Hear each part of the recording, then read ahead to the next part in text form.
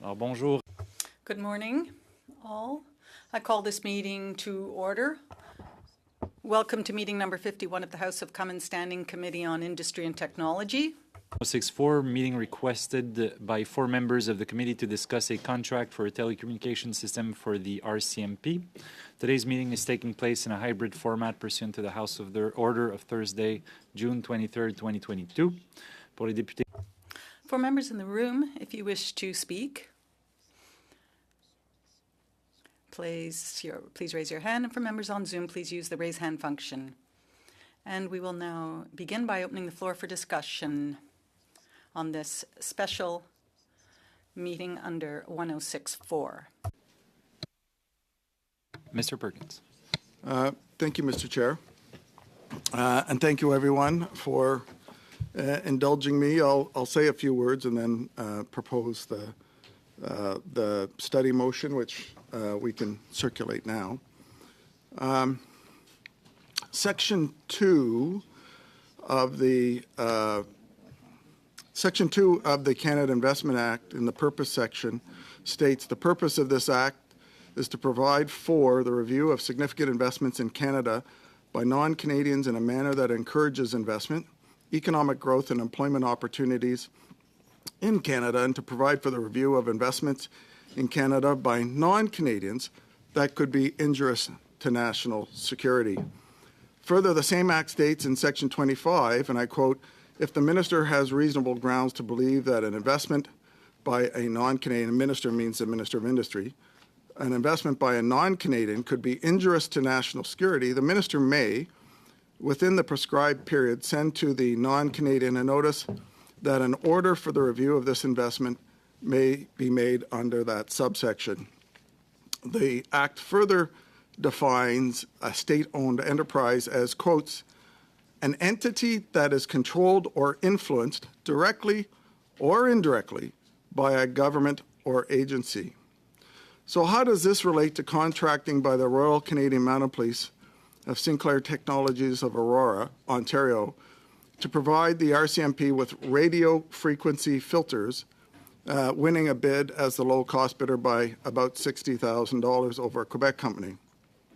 Because Sinclair Technology, formerly a Canadian-owned company, became a wholly owned subsidiary of Norsat International in 2011. Now, Norsat International was also a Canadian company, was founded and based in Richmond, BC, but Norsat was acquired by Hytera Communications Company in 2017. Hytera is headquartered in Shenzhen, China, and is partially owned by a People's Republic of China investment holding company, and is a major supplier of China's public security ministry. The acquisition of Sinclair's parent company, Norsat, by a company based in China with partial state ownership was not subject to a full and formal national security review by the Minister of Innovation, Science and Technology under his authority granted by the Investment Canada Act. The same year Norsat was acquired by Hytera, the Chinese People's National Congress passed the National Intelligence Law of 2017. That law compels all Chinese nationals at home and abroad to collaborate with agents of the Chinese state on request to further the Chinese state interests. Specifically, that law passed in 2017 in Article 7 states, all organizations and citizens shall support, assist, and cooperate with the national intelligence efforts in accordance with the law and shall protect national intelligence work secrets they are aware of. Further, in Article 10, in that Act, in that national intelligence law, it states, as necessary for their work, national intelligence work institutions are to use necessary means, tactics, and channels to carry out intelligence efforts domestically and abroad. That means all Chinese headquarter businesses are an extension of the Communist Party of China's intelligence and espionage network as required by their domestic law. In February of this year, the United States Justice Department filed 21 charges against Hytera for stealing mobile radio telecommunications technology from Motorola. In November, President Joe Biden signed legislation to prevent Hytera and other Chinese companies such as Huawei Technologies that have been deemed security threats from receiving new equipment licenses from U.S. regulators. U.S. Public Safety and Homeland Security Bureau published a list of communications equipment and services that are deemed to pose unacceptable risk to the national security of the United States or the security and safety of United States persons. The U.S. FCC has listed video surveillance and telecommunications equipment produced by Hytera Communications Corporation used for the purpose of public safety, security of government facilities, physical security surveillance of critical infrastructure, and other national security purposes, including telecommunications or video surveillance services provided by such entity using such equipment from Hytera. It's banned in the United States. That's all public information. It took me about 5 minutes to figure this stuff out and find it. Yet the Liberal government did not use its authority under the Investment Act, Canada Act, to ban Hytera and its subsidiaries from bidding and receiving government contracts. Nor have the Liberals conducted a full and formal national security review of Hytera's ownership of these Canadian assets. So to summarize, the RCMP awarded to a company owned by Chinese government state interests over a Quebec-based company and owned company with Canadian technology a contract to supply sensitive hardware for the communication systems of the RCMP, whose parent company has been blacklisted and charged for espionage and stealing secrets in the United States. The Liberal Minister of Industry never conducted a formal national security review of the takeover of the company, the parent company of Sinclair and Norsat by the Chinese-based company Hytera. Let's remember that the Investment Canada Act defines a state-owned enterprise, quotes, as an entity that is controlled or influenced directly or indirectly by a government agency. Clearly, Norsat and by extension, Sinclair meet that definition. And also remember that the Act gives the Minister the power, and I would argue the responsibility, to seek a formal, full national security review of the takeover of a Canadian company by a state-owned enterprise, and in particular, companies based in the telecommunications industry in Canada. If the minister has, the Act again says, if the minister has reasonable grounds to believe that an investment by a non-Canadian could be injurious to national security, the minister may, within the prescribed period, send to the non-Canadian a notice that an order for review of the investment may be made under subsection 25. The minister did not do that.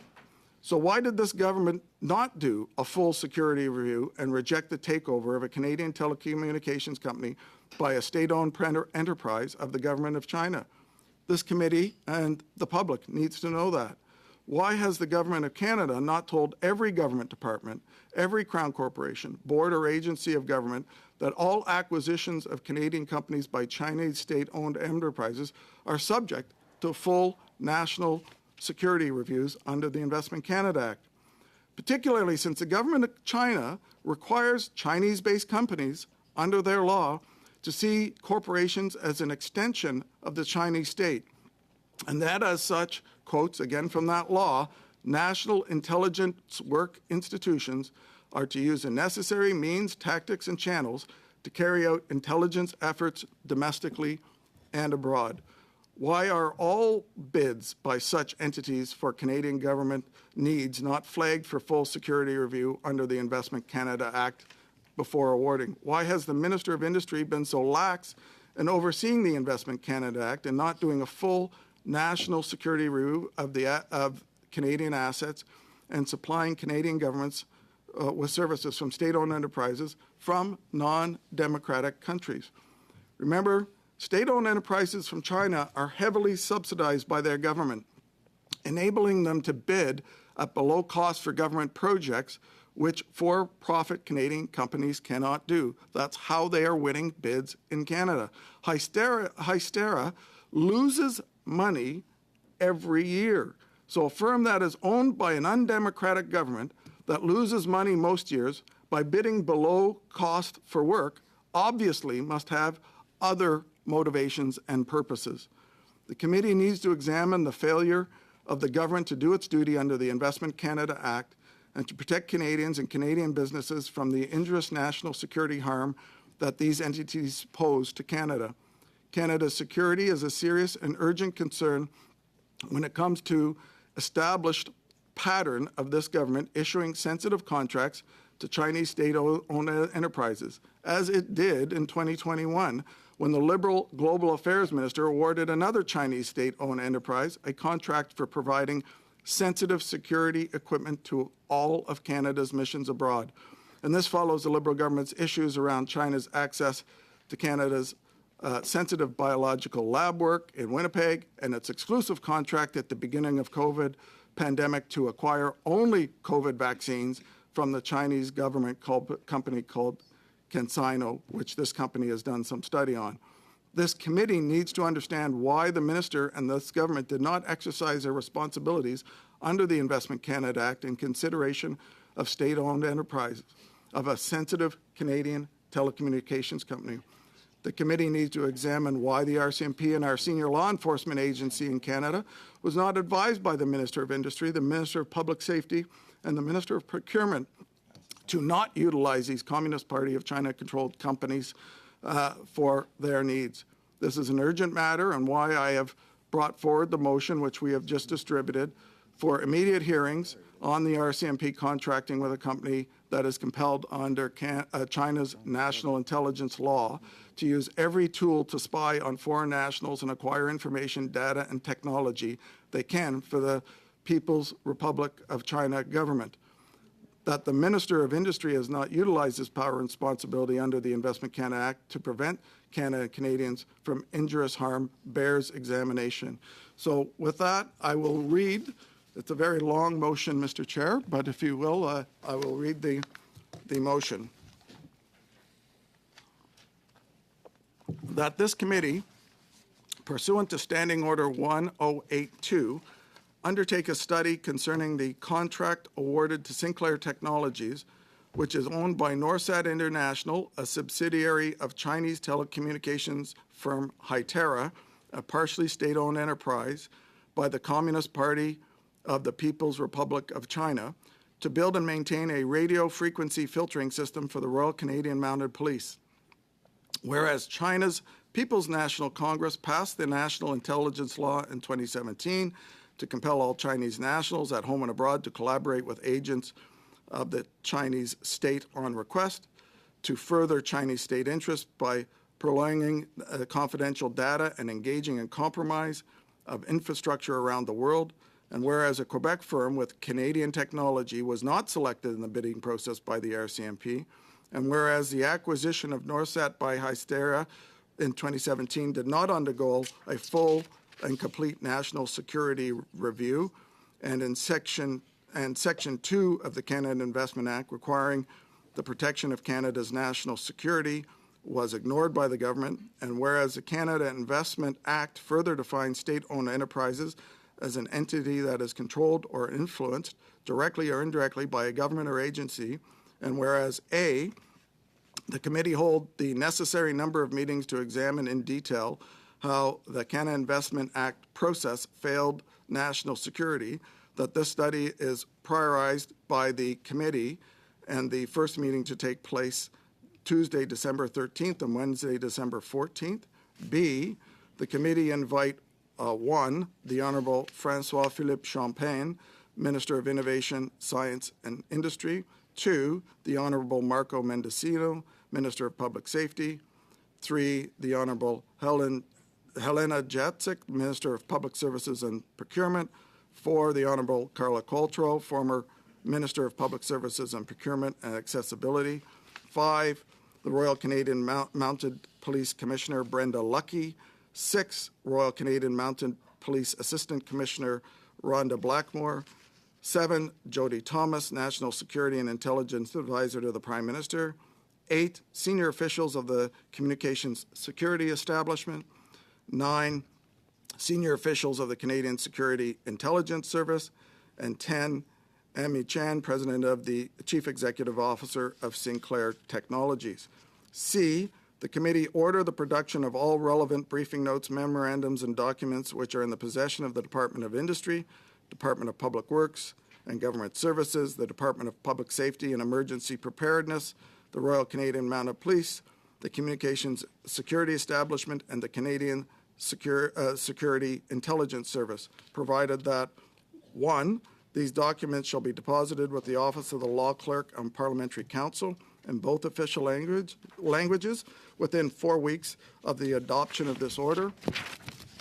2. A copy of these documents shall also be deposited with the Office of the Law Clerk and Parliamentary Counsel in both official languages within 4 weeks of the adoption of this order, with any proposed redaction of information which, in the government's opinion, could reasonably be expected to compromise national security. 3.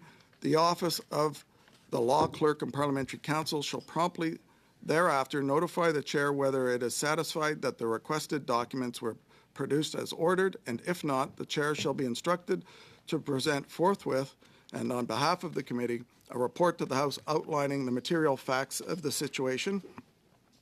4. The Office of the Law Clerk and Parliamentary Counsel shall provide documents as redacted pursuant to subparagraph 2 to the clerk of the committee, who shall distribute them to members of the committee and publish them on the committee's website forthwith. 5.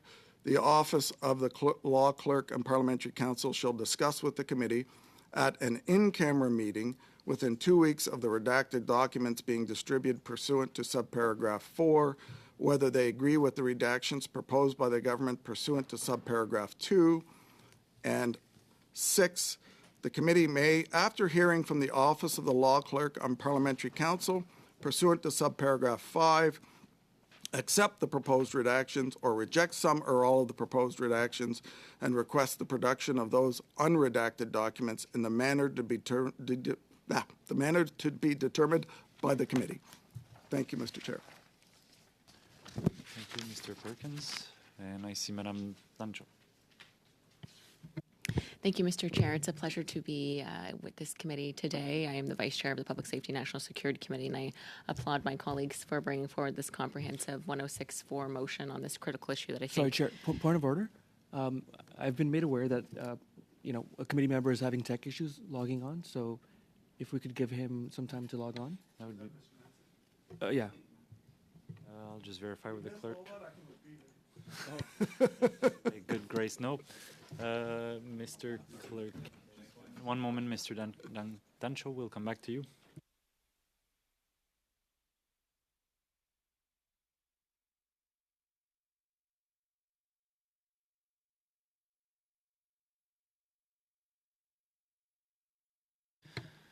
So I hear the IT will look into it and is working with Mr. Massé to make sure that he can join the meeting. So I think we can pursue. I'm hoping Mr. Massé can hear, but Madame Dancho, the floor is yours. Thank you very much, Mr. Chair. As I was saying, I'm the Vice Chair of the Public Safety National Security Committee, and it's a real pleasure to be with industry today, and I appreciate and applaud my colleagues for bringing forward this very comprehensive motion to investigate a very critical issue that I think many Canadians are paying attention to. The Prime Minister, of course, has weighed in on this, as has the Minister of Public Safety. I would like to hear more from Minister Champagne, given he is the industry minister lead, of course, and this, I think it does impact a number of different areas of government, national security, of course, industry. We also can look at the impact it has on setting a precedent should we allow these types of contracts to continue. Now, the government has said that it is pausing this contract, but I do have concern that given the company that received the contract that is ultimately owned in part by a company, Hytera, as mentioned by my colleague, which is based in the People's Republic of China. We know that some of that technology in this contract is already being implemented in Ontario and Saskatchewan.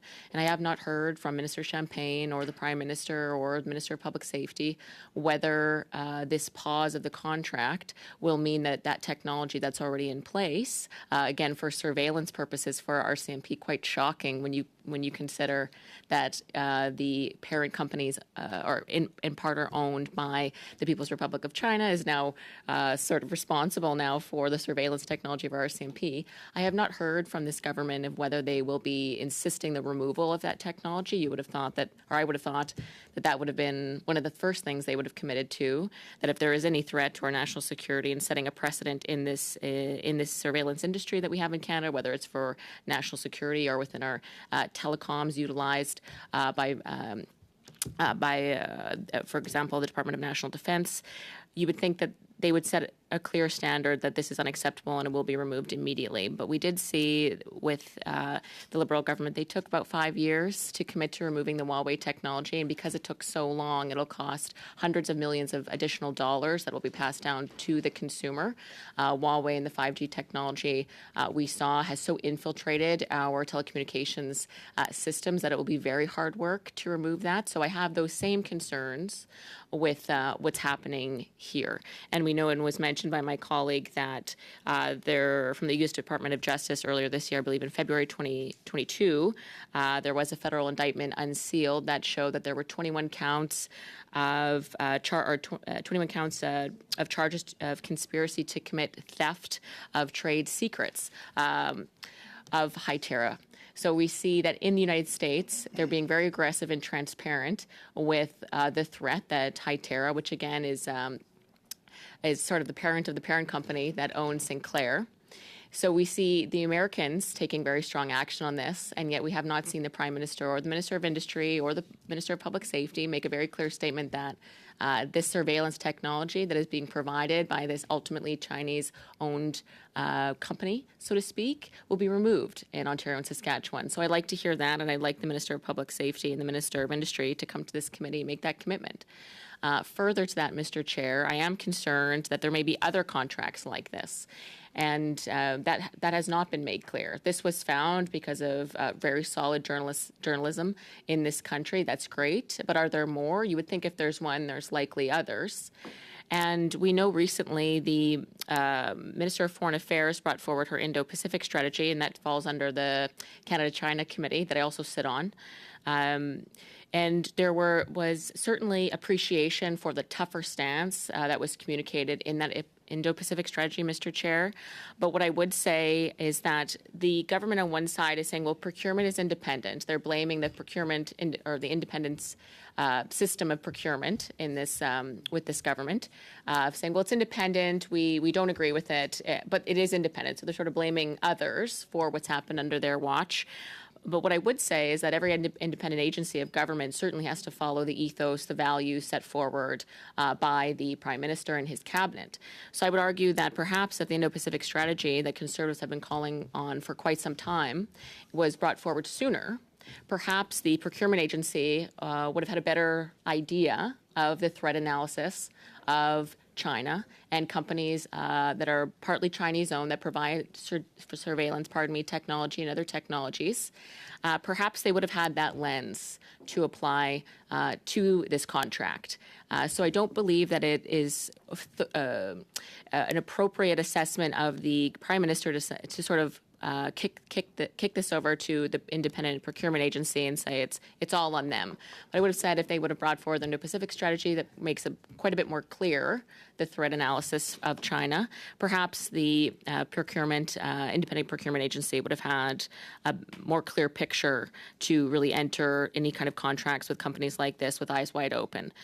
So I know that there is some discussion of, does this fall under public safety? Does this fall under foreign affairs? Does this fall under China Committee? Does it fall under industry?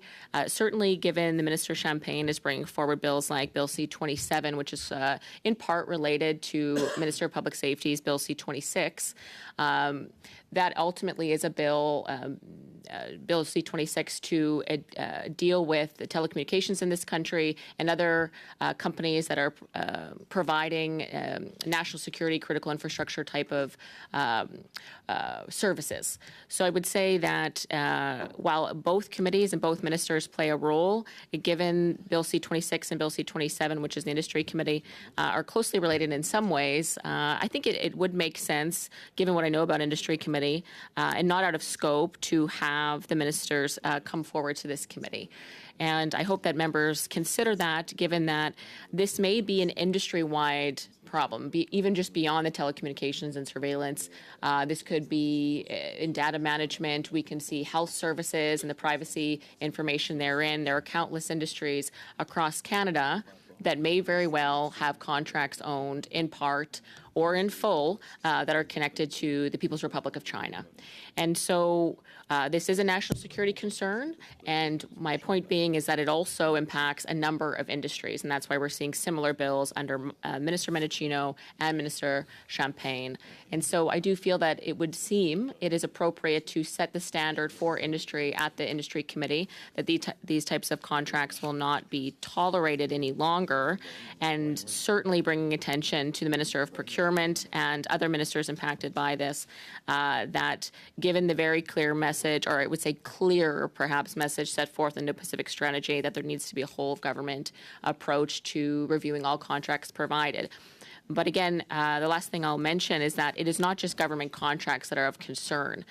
There are other private contracts that are of concern in multiple different industries, or there may be, But it's likely if there's one that got through the procurement vetting process with the Government of Canada, it is very likely there are a number of private entities that have contracts that would impact our national security and that really go across a number of industries. So I appreciate the very comprehensive 1064 motion put forward. I think it certainly is exhaustive, and I think that that's important because we want to make sure we don't have any cracks in this. It is very critical that we ensure that the veil is lifted on this, so to speak, and that the Industry Committee make a very clear message by passing this 1064 to all industries who may have contracts with the People's Republic of China that may impact data security, surveillance, and the like, to take note. And so the Industry Committee taking a leadership role in that, I think, sends a very, very strong message across industries that are critical to our national security. So I hope that the committee consider that. I hope they consider taking that leadership position, Mr. Chair, and certainly lead by example at this committee and set a very clear tone that any industry impacted by national security concerns be made aware. So those would be my remarks. Thank you, Mr. Chair. Thank you very much. We'll now turn to Mr. Erskine Smith. Thanks, Joel. I really appreciate the public safety critic's intervention. I've appreciated her advocacy from afar, but we haven't had an opportunity to work together. I would say I read the media reports and shared concerns, and then I saw the government act quite quickly to suspend the contract. And so I was a bit surprised when we got the 1064 letter, because I was wondering how it was an industry consideration. And when I look at the motion, there's only one witness on that list that is relevant to this committee, and that's the industry minister. And so, I mean, at the end of the day, as I understand the connection to the industry committee here, it's a 2017 transaction pursuant to the Investment Canada Act, and that would be what we would look at here. Colleagues ought to know, if they're unfamiliar with the industry committee, they have to know that we've studied the Investment Canada Act, not only in general in a previous parliament, but we tabled a report February of 2021, but we also studied it specifically in relation to a transaction where a mining company was acquired by a company that had a large ownership by a state-owned enterprise in China. So we've looked at this specific issue in relation to the Investment Canada Act on more than one occasion. So I guess I'm struggling with how this is really an industry consideration, given the public safety critic is here because it's a public safety issue. And I don't mind studying this issue as a general principle, but I hope to visit the Public Safety Committee to study the issue and not have the public safety critic visit the industry committee to study it. Thank you, Mr. Erskine Smith. Mr. Williams. This will work eventually. Thank you, Mr. Chair. It's a pleasure to be here today to speak to this topic. First off, I wanted to point out, first, when we talk about committees are masters of their own proceedings, which I think is a really important point when we get into this. But this is an Investment Canada Act issue. It certainly is an industry issue, specifically and mostly because there have been different times, as the previous member mentioned, that we've dealt with certain these issues, the neolithium issue, certainly other companies, and we just have not got it right.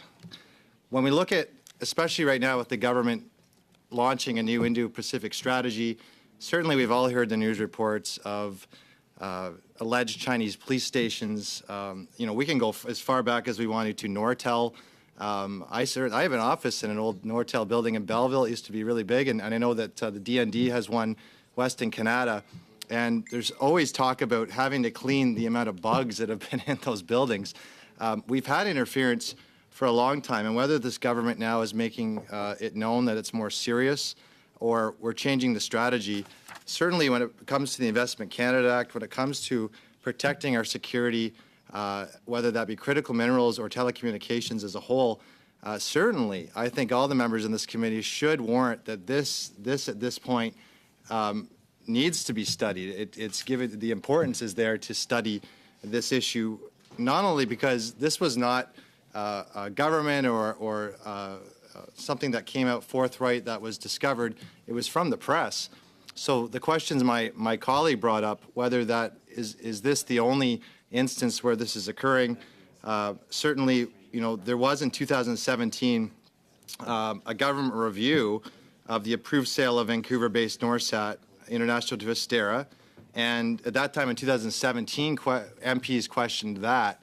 We're now in 2022, almost 2023, certainly almost 3 or 6 years later, and the same issues are there. So to say that we've studied this, certainly for 2 meetings, for 2 days, given the importance of what the implications of this finding are, given the importance of strengthening the Investment Canada Act, given the importance of protecting our information, our companies, our sovereignty in this country, certainly through the industry committee, it is actually the right time to have those questions asked. And, the government has already suspended the contract, so there's already been action made.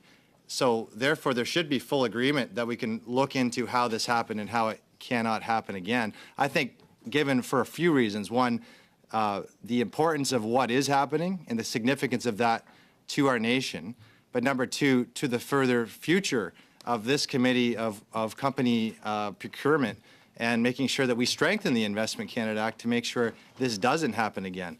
I think this has been beyond the fool me once, shame on you, fool me twice. This is happening 3 or 4 times. We certainly need to get to the bottom of it. So I don't see why for 2 days to bring the relevant witnesses to this committee, to have a report that goes to Parliament at a time when we're trying to improve all the other bills, like my colleague mentioned C-27, certainly the government who's talked about improving the Investment Canada Act, and certainly at a time when the Indo-Pacific strategy has been forthright and brought forward, although late, by the government. It certainly is the right time, in my mind, to spend 2 days.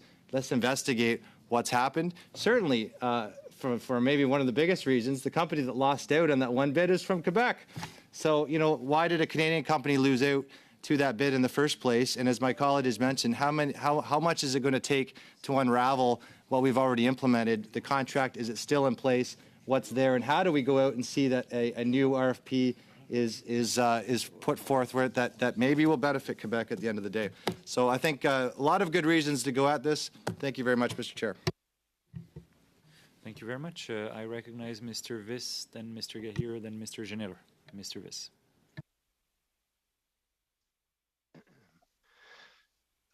Thank you, Mr. Chair. Can you hear me okay?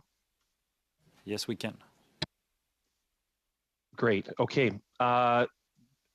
Couple of things are all coalescing at once here and why we're before committee right now. Just in the last, I believe in the last 2 weeks, the Government of Canada came to Vancouver, to my home province, and they outlined that China's assertive pursuit of its economic and security interests, advancement of unilateral claims, foreign interference, and increasingly coercive treatment of other countries and economies have significant implications in Canada.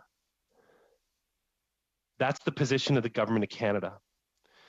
On December 7th, the Minister of Industry outlined in his departmental explainer of why we need to amend the Investment Canada Act is to grant authority for the minister to extend national security reviews for investment.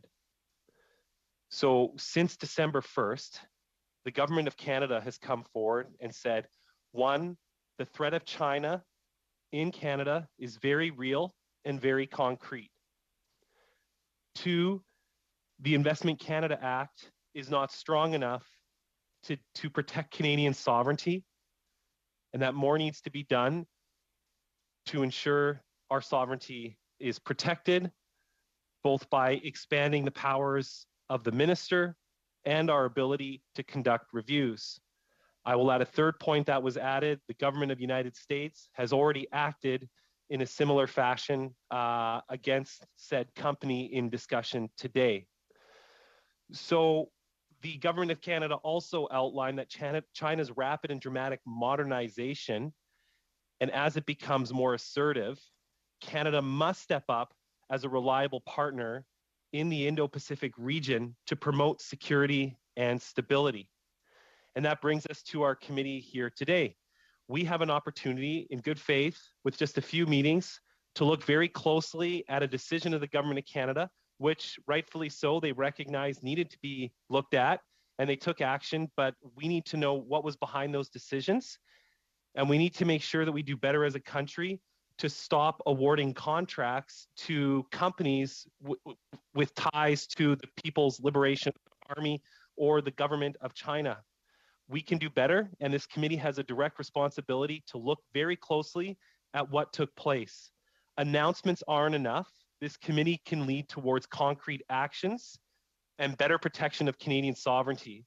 And I will note, as a British Columbian, there was a reason why the government came, obviously, to British Columbia, because BC is the gateway to the Indo-Pacific region. And I will say, as a British Columbian MP, these concerns are very top of mind for many people, both in the integrity of our institutions and our economy.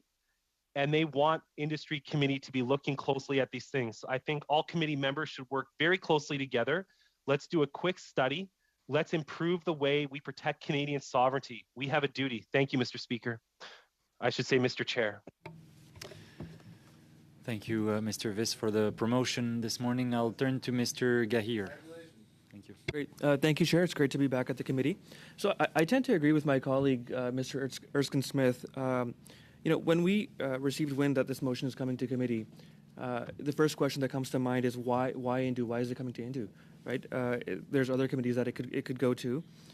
And when you look at the text of the motion, which we received actually during this very meeting and not beforehand, it's clear from the motion that the focus is a 2017 transaction, right? And so perhaps the Minister of Innovation makes sense, but why is this motion being used as a Trojan horse to bring in all these other ministers into Indu when this could be studied in a different committee? And the ICA Act is also being strengthened as well. So when that comes to committee, we'll be able to review this very issue of, is it strong enough? That's my proposition. Thank you, MP Gahir. J'ai Monsieur Généreux. Mr. Généreux. Thank you, Mr. Chair.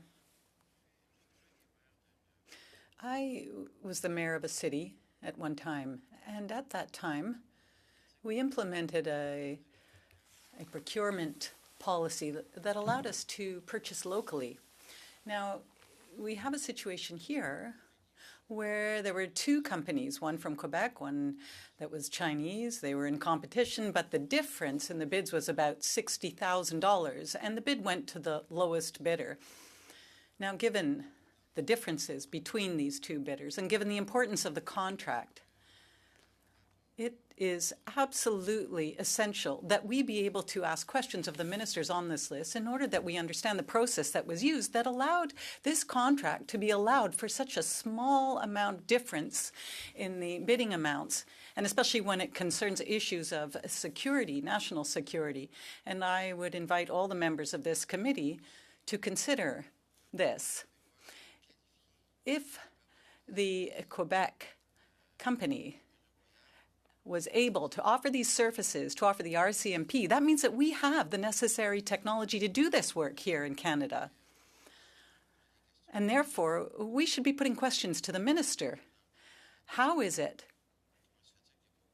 that in Canada, we do not enable the purchase of Canadian technology, and if we're not doing that, how are we advancing in technology? I think these are important issues to raise. So we have a number of people on the list here. Yes, it's quite a high number of individuals, but if we do this professionally and effectively, I think we can get through this list in order that we get the answers we want to our questions. Thank you very much. Thank you, Chair. I've been listening to arguments from both sides. I think there are valid concerns.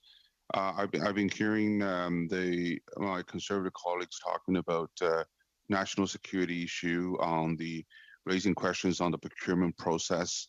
But so I think there are, just so for the public who are watching this, there are committees, standing committees that looks after national security, public safety, and procurement process. It's not this committee. So this is, I just, for the first time, I'm reading this motion on my device this morning. So I respectfully would like to ask a suspension so we can talk it over with different caucuses. They can talk it over. So I respectfully ask for a short suspense, short break, so we can talk this over. Thank you, Mr. Dung. Given the lengthy nature of this motion, the fact that that committee members received it only today during this committee, I am inclined to suspend for a few minutes for people to get a sense of where they stand on this. So, meeting suspended for a few minutes.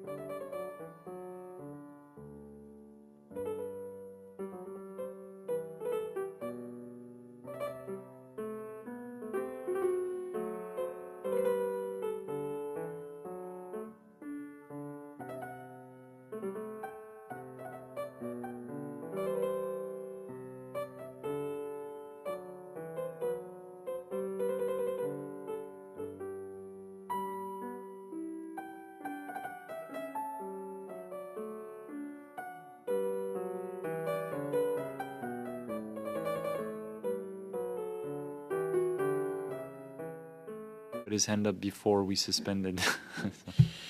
Merci. Thank you, Mr. Chair. This is a rather complex situation. It's making many of us uncomfortable. I'm talking about the contract, and I think we all understand that we have to get to the bottom of this and understand what happened. However, we're not ready to be able to undertake this full study for various reasons, some of which were released. So I'm going to suggest a compromise motion. I'd like to open up the study. I'd like to maintain the first sentence, keep the same sentence, that the committee pursuant to Standing Order 1082 undertake a study concerning the contract awarded to Sinclair Technologies, which is owned by Norsat International, a subsidiary of Chinese telecommunications firm Hetera, a partly state-owned enterprise by the Communist Party, Government of the People's Republic of China, to build the radio frequency system for the RCMP, and that the committee invite Marco Mendicino to respond to the questions related to this contract. Now, that won't prevent us from pursuing the study elsewhere and in other committees, including public safety, for example. And it won't preclude further studies. But for now, I think that we should invite Marco Mendicino, and then there be a second motion. Mr. Lemire, first. Could we just deal with this one first? I see where you're going. You want to invite Minister Champagne in a subsequent motion, but perhaps what we could start with is amending this motion. And obviously, I would like this meeting to happen as soon as possible. You mean Minister Champagne? I mean with both Minister Mendicino and Minister Champagne. Okay, so from what I understand, you're suggesting that the committee invite Mr.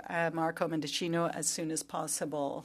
Has everyone understood the amendment that Mr. Lemire was proposing rather?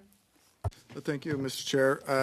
I just want to make sure I've got it right because I was listening on translation. So essentially the first sentence of what's there now, and that we hold as soon as possible future meetings to have two ministers. I think they're two separate meetings, if I understand correctly, one with Minister Champagne, the other with Minister Mendicino. I think, is that in the one motion? Mr. Perkins, just from from what I understand and from the discussions that we've had, and what Mr. Lemire is suggesting is that we amend the current motion solely for Mr. Mendicino, and then it's the intention of Mr. Lemire to bring another motion to invite Mr. Champagne. So why wouldn't we just do it in one motion? Parce que pour moi, I feel that today's meeting was absolutely essential and that we request this study under 1064. And I think that that is important, that we actually requested this meeting and that we undertake this study. Now, ministers are going to be accountable depending on the questions that come from the committee. I think that we have to do this. I don't necessarily want to compromise on the meeting that we will have with Mr. Champagne regarding any subjects that will be raised. Pour comprendre ce que Monsieur Lemire. If I fully understand, we will invite Minister Champagne to speak potentially to the content of the motion, but also to his mandate generally. That's what you're saying. Yes, we could invite him for at least 2 hours. Yes, when it comes to votes and estimates, there is quite a bit of flexibility. Mr. Perkins, what's It on is. the table? I guess with all the discussions around, I'm a little confused by that because the mandate of this committee is the Investment Canada Act, and to not have the minister responsible for the Investment Canada Act answering for the decisions made under that is odd to me. And I'm more than happy to have the minister come and talk about estimates at any time, even though they're already tabled in the House. But I think that's a separate meeting from this particular issue. I find it difficult to understand the value of saying we're going to have the public safety minister who's not, who plays a role in this, but is not associated with the request to do a full national security view under the Investment Canada Act. So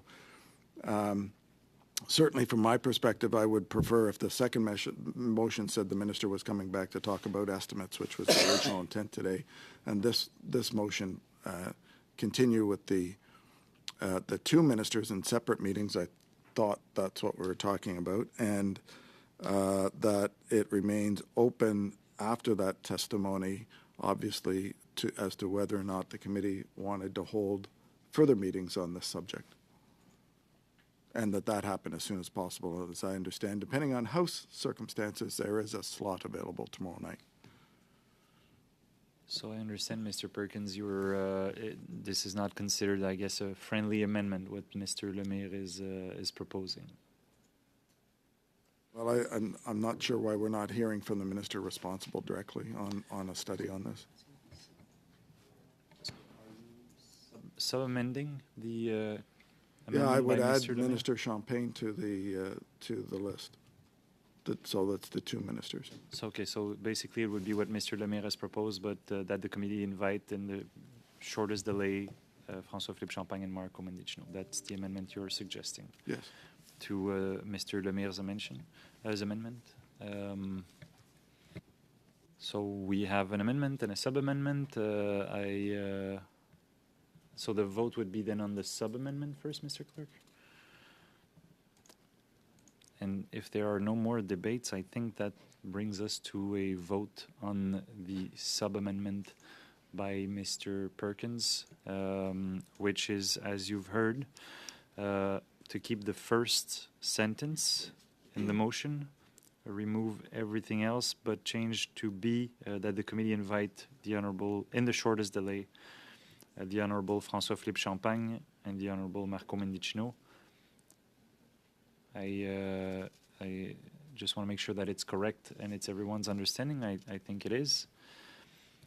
So I guess we're going to proceed to a vote on that sub-amendment. If the sub-amendment is defeated, then we'll go to Mr. Lemire's amendment, and we'll proceed like that. Mr. Clerk.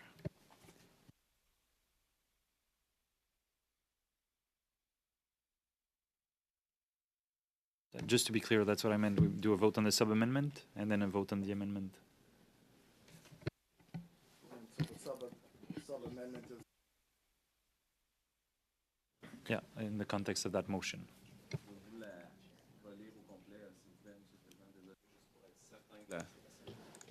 Could you please reread it so that I can make sure we all understand? I mean, perhaps the second motion will end up being obsolete. As I understand it, and correct me, please, if I'm wrong. Bon, alors, ouais, que le comité. So that the committee, pursuant to Standing Order 1082, undertake a study concerning the contract awarded to Sinclair Technologies, which is owned by Norset International, subsidiary of Chinese telecommunications firm Hytera, a partly state-owned enterprise by the Communist Party government of the People's Republic of China, to build and maintain a radio frequency filtering system for the Royal Canadian Mounted Police, and that the committee invite, within the shortest delay possible, the Honourable François-Philippe Champagne, Minister of Innovation, Science and Industry, and the Honourable Marco Mendicino, Minister of Public Safety. That would be the sub-amendment being proposed by Mr. Perkins. May I ask a question? Just so I understand. Normally, when you undertake a study, you invite a minister only once, right? So if you invite him sooner or her sooner than later, then you can't invite the minister back. So if we learn other things, if other things arise, whether it be through the study or through the media, we can't invite that minister back, can we? Because he will have already come here.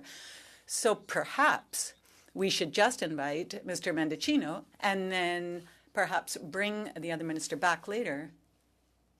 Well, it is possible, actually, to invite a minister back during a study. Now, there is the issue of their scheduling. We know they all have heavy schedules, so it's easier to say than to do in practice. So generally, then, they don't tend to come back, do they? They come the first time, and then it's hard to get them back. So perhaps we should keep that as a possibility. Well,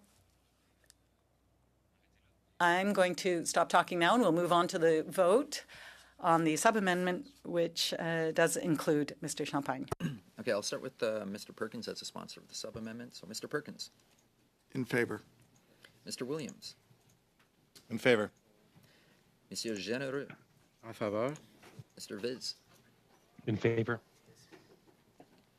Mr. Fillmore. Against. Mr. Dong. No. Mr. Erskine Smith. No. Ms. Lapointe. Contre. Mr. Gahir. Against? Monsieur Lemire. Contre. And Mr. McGregor. I vote yes. Five yeas, 6 nays. Okay, so the sub-amendment is defeated, which brings us to a vote on the amendment proposed by Mr. Lemire, which is essentially the same thing, but that the committee invite in the shortest delays the Honorable Marco Mendicino, Minister of Public Safety. I suggest we proceed on a vote on this amendment. Monsieur Lemire. Mr. Fillmore. Yes. Mr. Dong. Yes. Mr. Erskine Smith. Yes. Ms. Lapointe. Oui. Mr. Gahir. Yes. Mr. Perkins. Yes. Monsieur Généreux. Mr. Williams. Wait. Mr. Viz. Yes. Mr. McGregor. Yes. 11 yeas. Yeah, that's an easy one to tally. The motion then is adopted as the amendment, which so the motion is as amended is adopted. Oh, okay. Sorry, Mr. Clerk. It's been Mondays are hard when we have to travel from our writing. So, Monsieur Lemire en sait quelque chose. Il est parti de chez... Mr. Lemire knows something about that. He left at 3 a.m. this morning, so congratulations to him for getting here. But now we have to vote on the motion as amended. Je pense qu'il doit y avoir... I believe there will probably be consensus around the table. Perhaps we don't necessarily need to go to a vote. I'm seeing if that's the case. So as amended, adopted. And I'll now give the floor to Mr. Lemire on the other motion that he had wanted to bring forward. Thank you very much, Mr. Chair. So as soon as possible, that the Minister of Innovation, Science and Industry, Mr. François-Philippe Champagne, be called before the committee to answer all questions deemed relevant before this committee, and as soon as possible, perhaps this week, next week, but as soon as possible. Que tout le monde, oui, c'est ça, Monsieur Généreux propose le 25 décembre. On the 25th of December? Oui, je suis sûr que Monsieur Champagne serait... I'm sure Mr. Champagne would be available. He's a pretty hard worker. Est-ce que tout le monde a bien compris les... Has anyone understood what was put forward in the motion before the committee? That is to invite Minister Champagne. Do I need a vote on this? If there's no debate and no one is opposed, then the motion is adopted. And I believe the terms are quite clear. Mr. Clerk, yes? Fantastic. Question de clarification. Just a question of clarification. Are we in camera? Do we need to open? We are not in camera. Oh, what would you like to reopen the meeting? No reason. I didn't realize it was a public meeting. So if there is nothing else on the committee's agenda. Thank you, Chair. I just want to quickly ask Sebastian to call the industry minister. Is there any topic or a parameter, like, or are we just we're inviting him to talk about everything about his ministry? Ben, le seul... Well, the only parameter was that we have 2 hours to be able to talk about any issues regarding his mandate. Obviously, there are also the votes to speak about, but I'd be interested in learning more than that about his department. And I'm sure it will give him great pleasure to come here. He sent his regrets about not being able to come here this morning, so we will invite him to come before the committee as soon as possible, pursuant to the motion we just adopted. So thank you for your collaboration, good work, and the meeting is adjourned.